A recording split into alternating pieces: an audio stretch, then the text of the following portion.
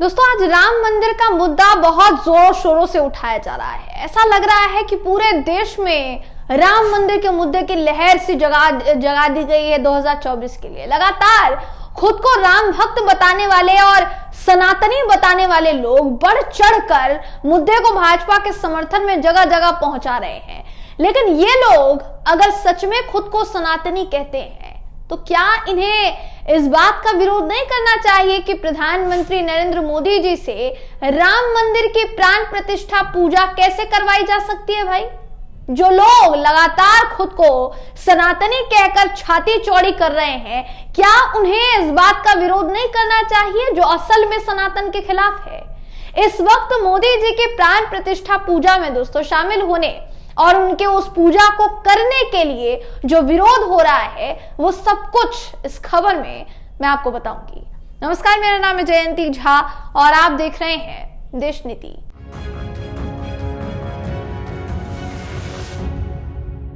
देश नीति, केवल सच्ची और पक्की खबरें।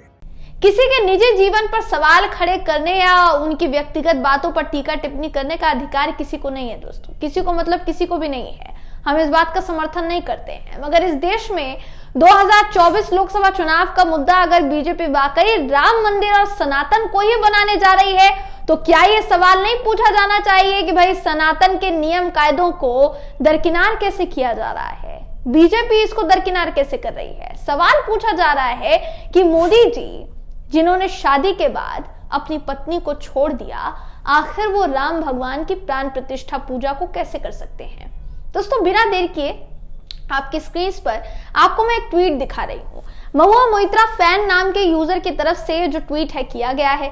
इस वीडियो के जरिए, जो वीडियो इस ट्वीट के साथ शेयर किया गया है, इस वीडियो के जरिए यही सवाल उठाया गया है जो शुरुआत में मैंने आपसे पूछा या सवाल उठाने की कोशिश मैंने की।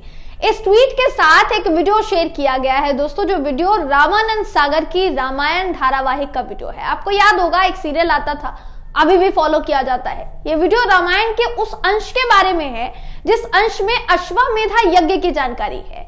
रामायण में जब ऋषि मुनियों ने अश्वमेधा यज्ञ किया था दोस्तों, उस यज्ञ में राम भगवान को भी बिना सीता माता के यज्ञ करने की अनुमति नहीं थी। इस ट्वीट में साफ तौर पर लिखा है कि हिंदू धर्म में भक्त दोहरी कार्यशैली में विश्वास करते हैं, जैसे वो शक्ति के साथ शिव की और सीता के साथ राम की पूजा करते हैं, क्योंकि पति और पत्नी सभी प्रकार उनके हक जो हैं वो समान होते हैं और उन्हें एक ही पदार्थ के बारे में आधे हिस्से के रूप में माना जाता है, यानी आधा उनका आधा उनका। हिंदू धर्म कहता है किसी भी अनुष्ठान या यज्ञ के दौरान पत्नी की उपस्थिति जरूरी है, अनिवार्य है। अश्वमेधा यज्ञ जो हुआ था दोस्तों, सीता जी की जब कमी थी तो सोने की मूर्ति बनाकर उस कमी को पूरा किया गया था। पहली बात तो चैत मास में रामनवमी की जगह लोकसभा चुनाव में फायदे के मद्देनजर समय से पहले मंदिर का लोकार्पण किया जा रहा है। प्राण प्रतिष्ठा सरकार कराने जा रही है, वो भी संत समाज के हाथों से नहीं किया जा रहा है, प्रधानमंत्री जी के हाथों से होगी ये पूजा, ऐसा बताया जा रहा है दोस्तों। वो भी जिन प्रभु श्री राम ने गुरुजनों के परामर्श के बाद माता सीता की अनुपस्थिति में माता सीता की सोने की मूर्ति बगल में बैठाकर अश्वमेध यज्ञ किया था दोस्तों, उन्हीं प्रभु श्री राम के मंदिर का लोकार्पण और प्राण प्रतिष्ठा मोदी जी अकेले करने जा रहे हैं।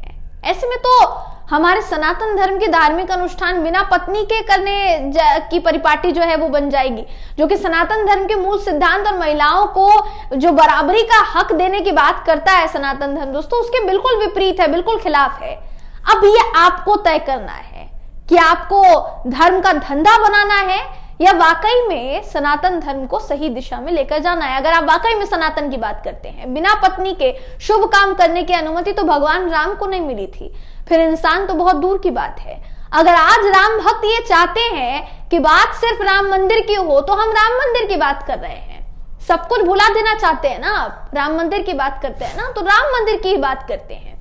अगर आपकी रीढ़ की हड्डी अभी भी बची है, अगर आप अभी भी अपना सीना चौड़ा करके गर्व से कहते हैं कि हाँ हम हिंदू हैं, सनातनी हैं, कट्टर सनातनी हैं, तो क्या आज सनातन के विरुद्ध होने वाली इस पूजा को आपको रोकना नहीं चाहिए? ये सवाल किया जा रहा है, उठाया जा रहा है। जिस सनातन धर्म में बिना दंपति शामिल होने की अनुमति नहीं है, तो कोई ऐसा व्यक्ति कैसे इतनी बड़ी पूजा को निभा सकता है जिन्होंने अपनी पत्नी को शादी के बाद अकेला छोड़ दिया हो? ये सवाल पूछा जा रहा है दोस्तों। और ऐसे कई सवाल न सिर्फ सनातन धर्म के बड़े बड़े आचार्य महंत पूछ रहे हैं, बल्कि उनके अलावा खुद बीजेपी के पूर्व सांसद और नेता पूछ रहे हैं। सुब्रमण्यम स्वामी लगातार यही सवाल उठा रहे हैं। इसको लेकर बाकायदा एक ट्वीट इन्होंने किया है। क्या लिखते हैं अपने ट्वीट में?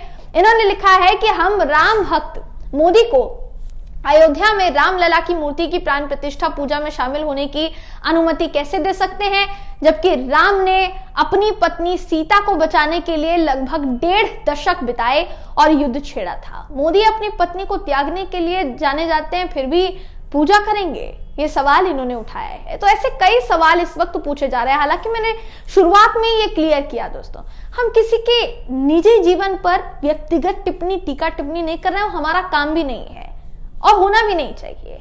लेकिन जब बात होती है, आप ये कहते हैं, आप दावा ठोक कर कहते हैं कि ये जो सरकार है, हमारे देश की जो सत्ताधीन पार्टी है, कि सनातन को सर्वव्यापी पूरे विश्व में फैलाने का काम कर रही है। इनके समर्थक भी यही कहते हैं। तो फिर आज जो समर्थक अभी इस पूरी चीज का समर्थन कर रहे हैं, क्या आप इसका विरोध नहीं करना चाहेंगे जो अभी इस वक्त हो रहा है?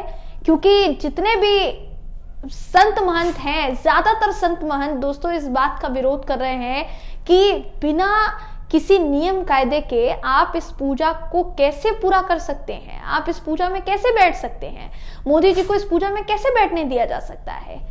आप बैठिए पूजा में, लेकिन पूजा करने का अधिकार क्या वाकई में मोदी जी को है? ये सवाल इस वक्त पूछा जा रहा है। ये सवाल कहां तक सही है, कहां तक गलत है, इसकी राय मैं आप पर छोड़ती हूं दोस्तों, आप पर जवाब छोड़ती हूं। अपना जवाब मुझे कमेंट करके जरूर बताइएगा। वीडियो अगर आपको पसंद आया हो तो वीडियो को लाइक कीजिए, शेयर कीजिए, चैनल को सब्सक्राइब करना बिल्कुल भी ना भूलें। फिर मुलाकात होगी आपसे अगली वीडियो में। तब तक के लिए नमस्कार।